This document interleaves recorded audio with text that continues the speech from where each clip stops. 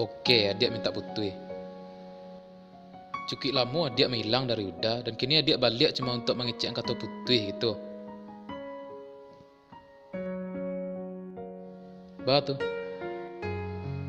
Jawab lah. Fix adik memutih Uda tanpa alasan kan? Dengar deh. Udah nak camai ke putih cinta dah dia. Banyak produksi dari dunia aku yang amuah sudah lah. Tapi cik masalahnya. Malupuan adik.